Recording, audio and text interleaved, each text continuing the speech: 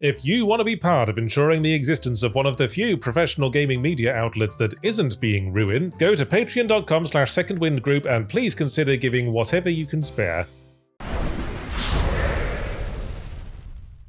Steam Next Fest has once again rolled through town and left a plethora of rad demos in its wake. We combed through as many as we could and came away with a handful of standouts. From cozy to creepy and action-packed to vibes-based, here are 8 games that we think are worth your hard-earned wishlist.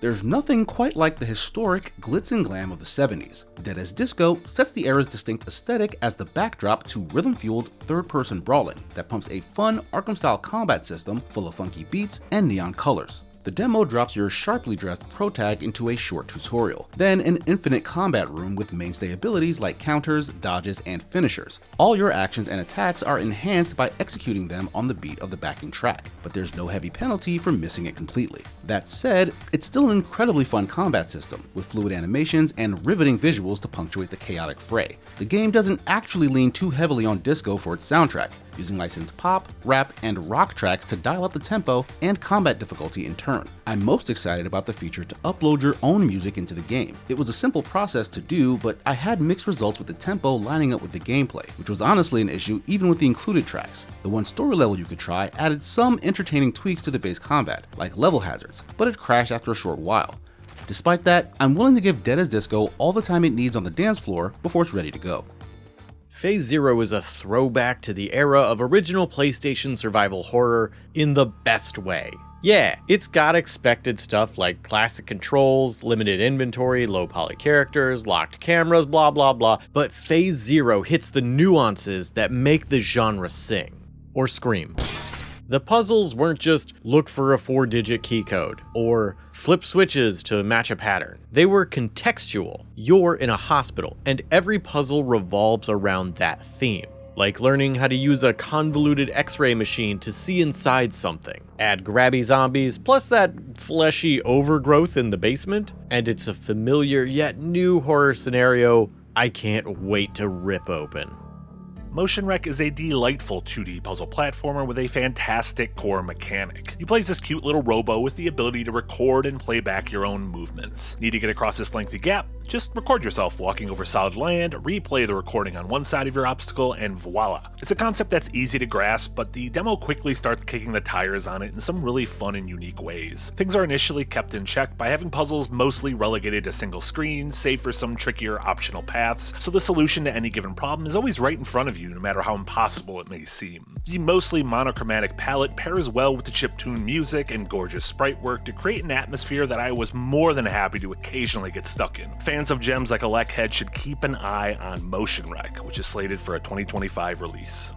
Strange Antiquities is a puzzle game developed by Bad Viking and published by Iceberg Interactive. It takes place several years after the events of Strange Horticulture, Bad Viking's previous game, but since Strange Antiquities is a standalone sequel, you don't need to play the games in order, though I highly recommend doing so because Strange Horticulture is an absolute delight. Like its predecessor, Strange Antiquities has the player running a specialty shop located in the fictional town of Undermere. You collect, identify, and sell arcane artifacts, interact with customers, expand your occult knowledge, and gradually piece together the mysteries unfolding just outside your door. So far, the puzzles are simple yet satisfying to solve, the atmosphere is a perfect blend of dreary and cozy, and the layout is wonderfully tactile, encouraging the player to browse books and letters, arrange and label relics, and of course, pet the cat. A release date for Strange Antiquities has not been announced yet, but you can wishlist the game now on Steam. In addition to Ninja Gaiden 4 dropping this October, we're getting a new 2D pixel art entry in July with Ninja Gaiden Ragebound. The hour-long demo gives you a nice tour of some early and later gameplay sections and introduces you to 2 protagonists, Kenji and Kumori, who for some reason are being forced to inhabit one body. You primarily play as Kenji, a young ninja who can scale walls and ceilings as well as destroy projectiles and bounce off enemies with his sword. Kumori grants special projectiles to Kenji, like kunai and thrown kamas, but you can take control of her for short-timed sections that have her teleport short distances and navigate demonic hazards. The demo is plenty challenging, with a mix of tricky platforming and dubious enemy placements. A smart wrinkle to freshen up the straightforward combat is the hypercharged power-up, which can be gained from killing glowing enemies. Strategizing on its use, as well as when to even obtain it, injects a decent amount of depth into encounters. The one boss fight included was a great introduction that left me ready for more, but the beautiful late SNES era graphics and energetic chiptune soundtrack have me genuinely excited for the full game. Paranoia Simulator is admittedly a weird way to spend your free time. But no, I'm Not a Human makes it, well, fun might be the wrong word. Intriguing might be a better one. After a possibly unrelated event of the sun heating up the days to unholy temperatures, human-like imposters appeared and want to come into your home. However, actual humans displaced by recent events are also showing up, asking for a safe place to stay. Each night, a TV broadcast gives you a new thing to look for to tell if someone is human or not. But you only have so much energy during the day to perform a set number of tests on folks in your home. So who do you let in? Who do you test? How many tests should you perform on one person? How many positives justify killing them just in case? The solid writing, unsettling art, and grim premise of No, I'm Not a Human perfectly captures the engrossing aspects of uncertainty and harsh decision-making games like Papers, Please.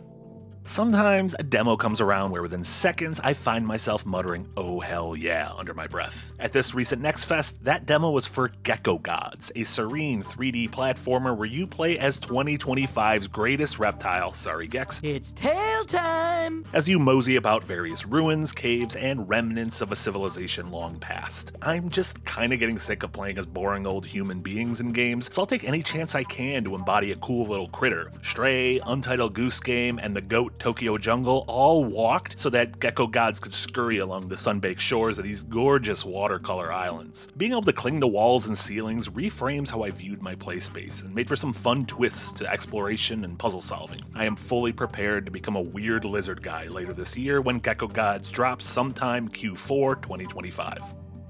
Tiny Bookshop is a narrative management sim developed by Neoludic Games and published by Skystone Games. As the title suggests, you play as the owner of a miniature literature market, peddling your wares in a cozy coastal town. You collect used books to sell, customize your shop, befriend a few locals, and offer recommendations to customers based on what titles you have in stock. The demo was an extremely easygoing experience, and it's a bit difficult to tell how gameplay will escalate in the full version. For example, decorations placed in the shop can increase the sales of specific genres, but the player's incentive for using these isn't completely clear yet. Personally, I'm hoping that the game's resource management mechanics and NPC quests present at least a bit of a challenge to complement the otherwise leisurely, low-stakes vibes showcased in the demo. Either way, I'll be giving Tiny Bookshop a try when it releases on August 7th for PC. But that was just a taste of the thousands upon thousands of demos shown off at Steam Next Fest. Drop your own personal favorites that folks should check out in the comments below, and as always, thank you so much for your support.